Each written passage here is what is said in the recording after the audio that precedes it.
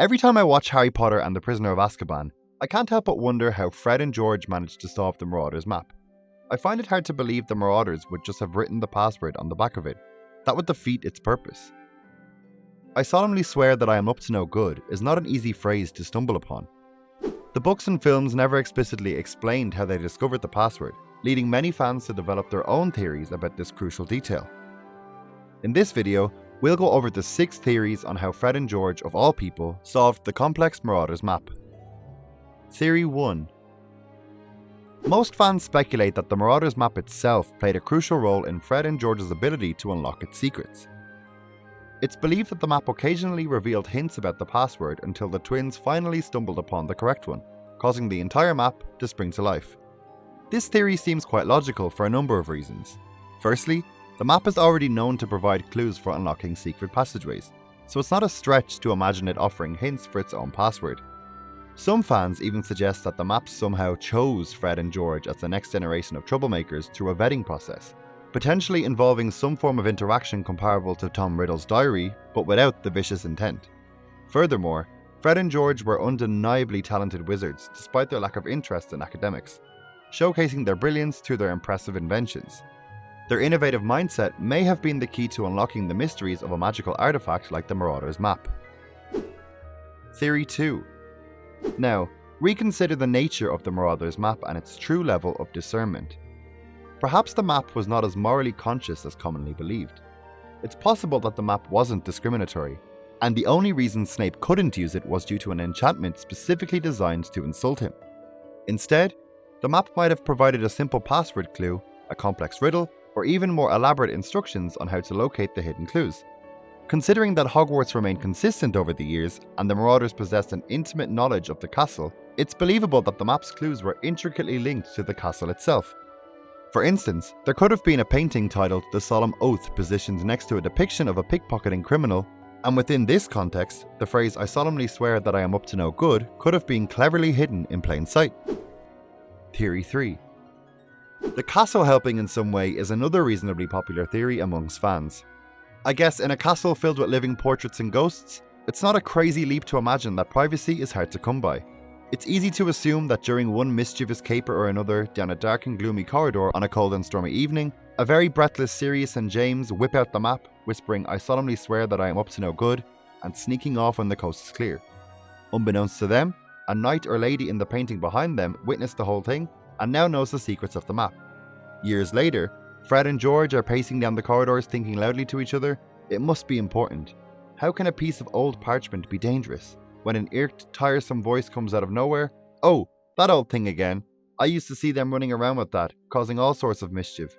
And with some convincing and Fred and George charm, they manage to get the password. And the rest, as they say, is history. Theory 4. While some think the map guided them, and others believe the castle could have played a hand in revealing the map's magic, plenty of fans also believe that Fred and George discovered the particular password by accident. Yes, "I solemnly swear that I am up to no good" is a very odd phrase for teenagers to just happen across, but we are in the mystical wizarding world and not our own boring muggle one. To begin with, they use words such as muggles and mudbloods, and also, the Hogwarts motto is the Latin for "never tickle a sleeping dragon," so maybe a phrase like this would be used by the likes of Fred and George every once in a while.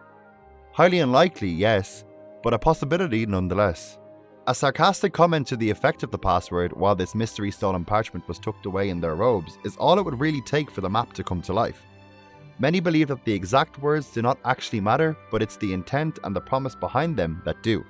With this logic, a conversation could have been had between the twins in their dorm about their next plot or prank. One says to the other, "I promise it will stir up some trouble," and that's enough for the parchment they stole weeks ago and had completely forgotten about to come to life. And over the years they created a much better sounding password to give their exploits that little extra flourish. Theory 5. When thinking about the Weasley twins stumbling accidentally into the magic hidden within the Marauders Map, it's easy to imagine a scenario involving their quick getaway from Filch's office and a very suspicious Snape. This is a theory that after grabbing the parchment, Fred stuffed it into his robes and the pair quickly escaped. After making some quick turns down a few corridors and the coast was clear, they got the parchment out for closer inspection, but found nothing on it. It looked old, and they didn't understand why any fuss would be made over this bit of parchment. Just at that moment, they could hear footsteps. they shoved it back in Fred's pocket and acted casual, just in time for Snape to appear. "Not causing any mischief, are we, boys?" he says as he walks past, looking them up and down. Once they get around the next corner, Fred senses something in his pocket, so he reaches in and pulls out the parchment, and this time, written across it in big letters is this hilarious insult to Professor Snape. By the time they get back to their dormitory, the words disappear, so in true Fred and George style, in order to get them to come back, they do their very best Snape impressions. Only doing this helps the map determine that they are worthy allies and reveals its secrets to them. Theory 6.